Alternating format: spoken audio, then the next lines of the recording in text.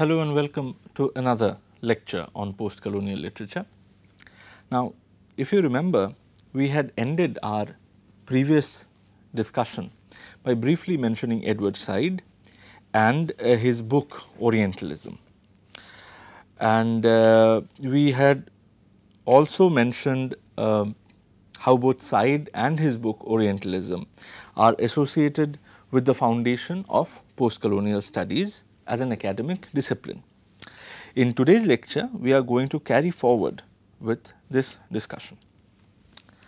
Now, in this book Orientalism, which was first published in 1978, and here you can see the cover of the first edition of the book, Said's main argument is that European colonial domination of the Orient was integrally associated with how the Orient was conceptualized, researched and talked about in Europe. In other words, what Said is saying in this book is that the military and economic domination of the Orient was tied up with the discourse about the Orient. And it is this discourse about the Orient that Said refers to as Orientalism. Okay. Now, as you can see, this builds upon Foucault's argument that power, knowledge and discursive manifestation of knowledge are integrally related with each other. But what Said is doing here is that he is taking this generalized concept that we find in Foucault and he is applying it to the specific context of European colonial domination of the Orient. So, let me repeat again, what is Orientalism? Orientalism, as Said defines it, means the European colonizers' discourse about the Orient, which is tied up with the military and economic domination of the Orient. And this definition, which you can see on the slide, is a rough and ready definition of Orientalism. And in today's lecture, we will try to elaborate on this particular definition to arrive at a more nuanced understanding of the concept of Orientalism. So, let us start by looking at the term Orientalism. This term derives from the root word Orient and its derivatives like Oriental or Orientalist. And broadly, all of these terms refer to the East or to things related to the East. But the question here, of course, is that East of what? Well, the reference point here is Europe, and the Orient signifies the land that lies east of Europe, which means more specifically the Orient or the East refers to the land that we now know as the Middle East and the Indian subcontinent. Now, this Orient or the East is contrasted with the Occident or the West, which in turn refers to Europe. And together, the Orient and the Occident or the East and the West forms a conceptual binary. A conceptual binary that informs various texts, including texts like Rudyard Kipling's The Ballad of East and West. And in the Ballad of East and West, he writes very famously, "East is East and West is West, and never shall the twain meet." So, in this line you can see how East and West, Orient and Occident, they are used as a binary pair. Now, such use of East and West or Orient and Occident as contrasting conceptual categories also occur regularly in more mundane conversations where terms like East and West or Orient and Occident are used as cryptic shorthand way to denote not just geographical spaces, but also certain cultural values. And cultural values that include things like food habits, for instance, dress codes, bodily postures, or even moral conduct. In these instances, the Orient and the Occident offer a kind of matrix to conceptualize the world by dividing it into two broad, mutually exclusive categories, where whatever is represented by the Occident, the exact opposite is represented by the Orient. So, according to Said, this particular style of thinking, this particular way of thinking is a vital aspect of what constitutes Orientalism or the discourse about the Orient. But it is only one aspect, because along with this one, Said also talks about two other aspects which together form the notion of Orientalism. And here in this slide, you can see the three broad aspects of Orientalism that Said talks about. So, the first aspect is that Orientalism is a way of thought or a style of thought that is pivoted on contrasting the Orient from the Occident. The second is that Orientalism is an academic discipline.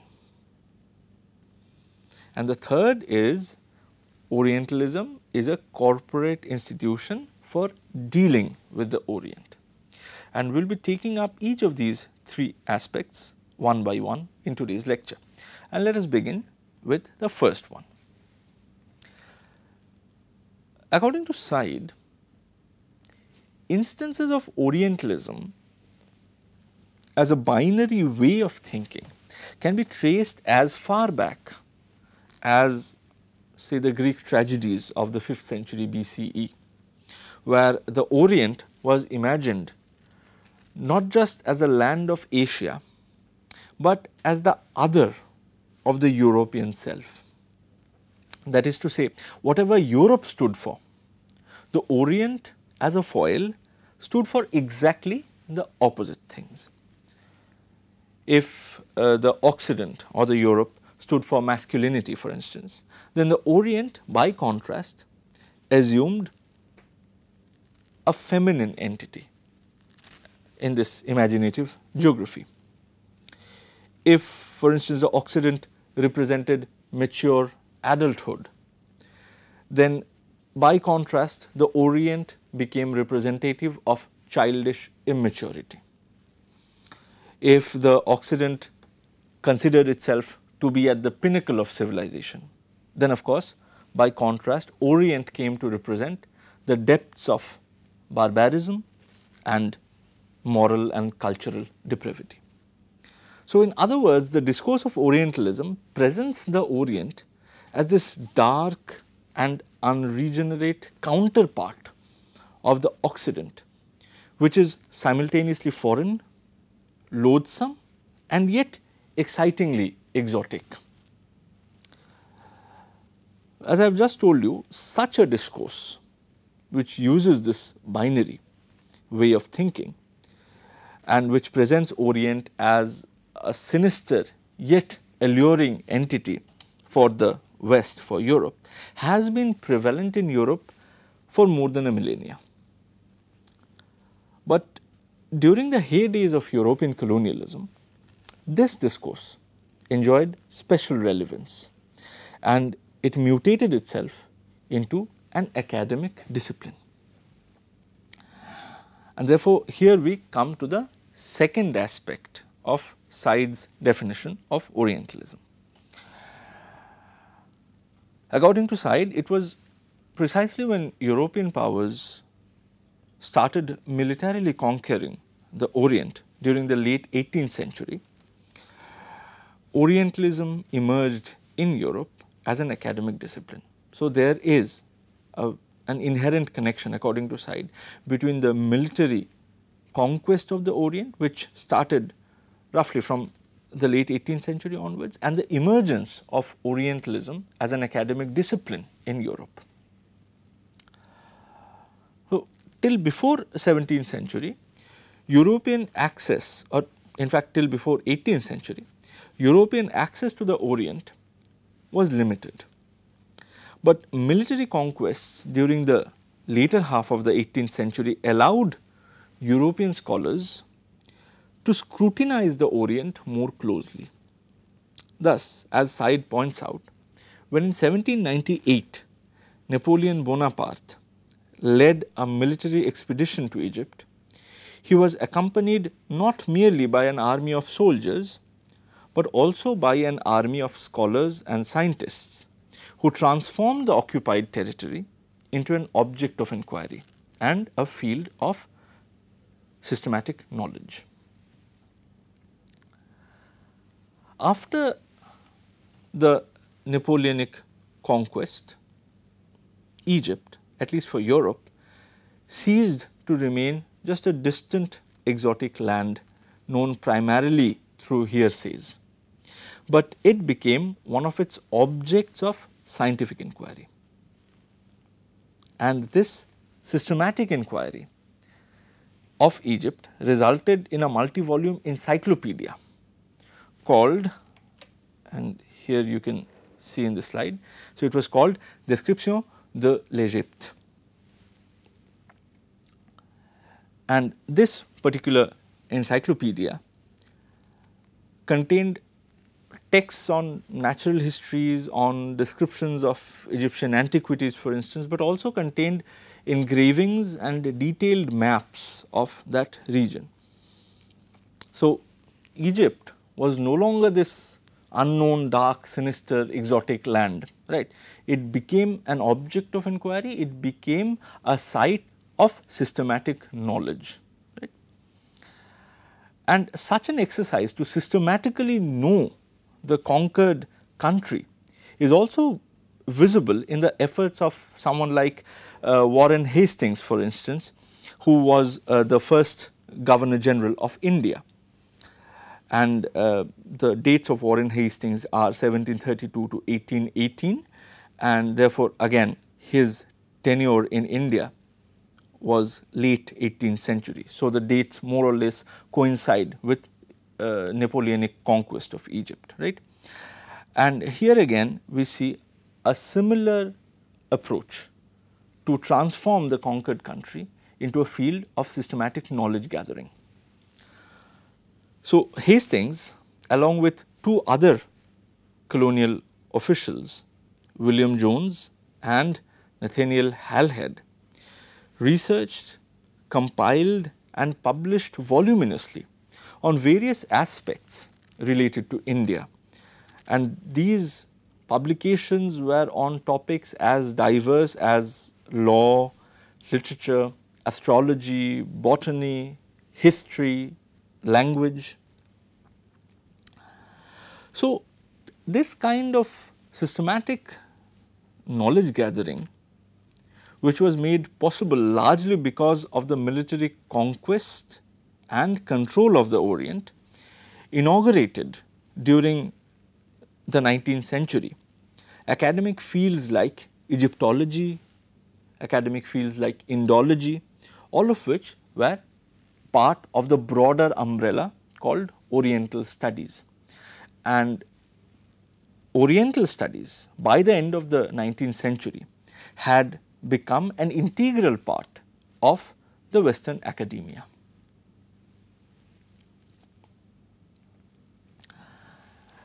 So, the huge amount of documents that this academic Orientalism produced was soon acknowledged in Europe as the most authentic way of knowing about the Orient. So much so that someone like the British philosopher James Mill could justify writing a multi-volume history of India just by consulting the available documents on India that were available in England, without ever visiting India, without ever living there, without ever knowing a single Indian language. This is what Mill writes in the preface to his History of British India, justifying his position. This writer, and here Mill is referring to himself, has never been in India and has a very slight and elementary acquaintance with any of the languages of the East. Yet, it appeared to me that a sufficient stock of information was now collected in the languages of Europe to enable the inquirer to ascertain every important point in the history of India. So, if we think about it, the very audacity of this claim to know all the important points about the history of India without ever living there or without ever knowing any Indian languages is mind-boggling. Yet such claims to knowledge about the Orient was to become commonplace during the late 18th and 19th century. And indeed, in this regard, James Mill's History of British India, whose first volume was published in 1817, can be very well clubbed together with Thomas Babington Macaulay's 1835 Minutes upon Indian Education, which, if you remember, dismissed the whole tradition of Indian, or rather Sanskrit and Arabic literature without knowing any of these languages. So, it is important here to note that the rise of Orientalism as an academic discipline during the late 18th and during the 19th century did not mean that the earlier form of Orientalism completely disappeared. The style of thinking about the Orient as a dark, backward, sinister and barbaric other of the Occident continued to underline the new form of academic Orientalism. And it informed whatever systematic inquiry was going on about the Orient. Let us take an example. For instance, if we look at this article, the name of the article is The British Rule in India. It was published in 1853 and it was written by Karl Marx. We will see that in this article, Marx, in spite of being aware of the havoc that British colonialism wreaked in India by destroying its traditional economic and social structures, considered this British rule to be a boon in disguise. Why? Because in Marx's analysis, the exploitative colonial situation, I mean Marx's own understanding of this exploitative colonial situation was underlined at the same time by the millennia old prejudice that the Orient represents a backward and barbaric society.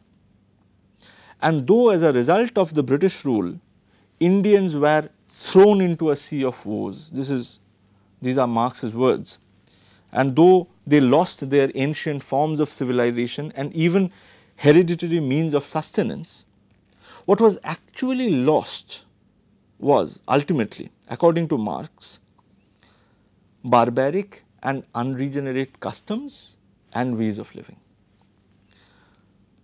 So, though the British colonizers inflicted this destruction, they were also, according to Marx, ushering in a much needed social revolution. And at the end of the day, Marx justified the British rule as a much needed socialization, as a much needed social revolution, because he believed that the British who brought about these changes were ultimately representatives of a superior civilization. So, therefore, for Marx, even the most blatant forms of economic exploitation which characterized colonialism, and he was more than aware of those economic exploitations, but even those economic exploitations became excusable because the exploiters belonged to the Occident and the exploited were the Orientals. Of course, these millennia old prejudices about the Orient not only informed academic writings, but they also formed the basis of literary texts that made the Orient its subject. And therefore, in Edward Said's study of the new form of Orientalism that emerged during the 18th and 19th century, we find that the names of literary writers like Lord Byron, for instance, or Gerard de Nerval or Gustave Flaubert occurring almost as frequently as the names of James Mill, Thomas Macaulay and Karl Marx. But here at this point, I think it is important to ask that why was it that such prejudices, such myths and such half-baked research conducted by people who hadn't even seen the place they were writing about, how were these texts so prevalent during the late 18th and 19th century? Now, this question is of course very easily understood and explained if we go back to the insight of Michel Foucault, who, if you remember, pointed out that the discourse that is generated, circulated and ratified by the institutions of the powerful is the discourse which gains acceptance as the truth.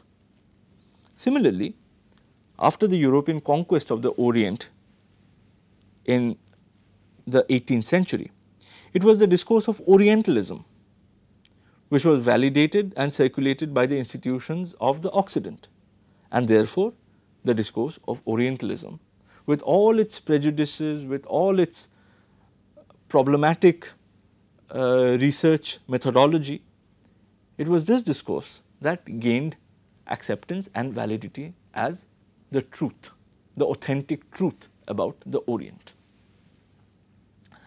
Now, these various institutions, which included the colonial legislature and judiciary, which included the schools, colleges and universities set up in the colonized parts of the world to propagate Western learning, which included the learned societies like Institut d'Egypte or the Asiatic Society. These institutions together, they form what Edward Said identifies as the third aspect of Orientalism. So, these were the institutes which connected colonial power with colonial knowledge. On the one hand, as institutes representing the authority of the colonizing people, it ratified the biased views and partial researches as the truth about the Orient.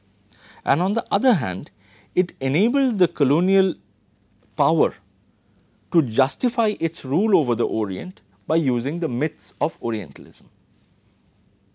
Thus, when the institutionally ratified discourse identified the Occident as the seat of civilization and the Orient as the den of barbaric customs and vile rituals, it started making eminent sense that European powers should have control over the Orient, not simply because it was economically profitable to them, but also because it was the morally right thing to do.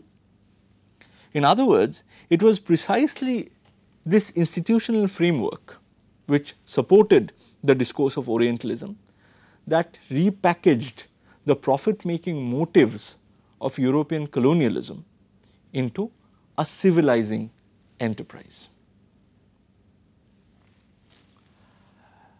So, here it is important, I mean, one point is very important and you should take note of it, and that point is that though Said's Orientalism beautifully unfolds the power-knowledge nexus that connects the discourse of Orientalism with the military and economic domination of the Orient by Europe, Said's main purpose in this book is not just to reveal this connection, but to disrupt it.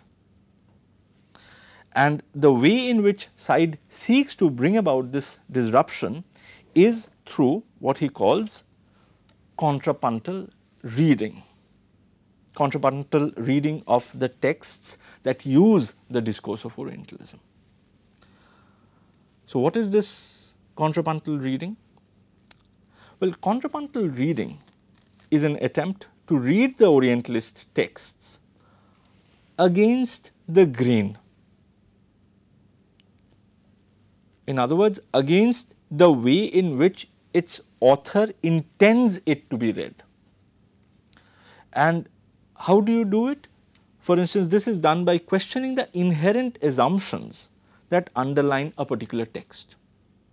For instance, if we question the basic assumption that Orient is civilizationally backward, then we will see that Marx's arguments in his essay about the British rule in India, his arguments in favor of the British rule in India immediately breaks down, because they are premised on the fact that Orient is backward and therefore the British rule in India is ultimately beneficial for them. So, if we question that basic assumption, then that argument unravels and falls flat.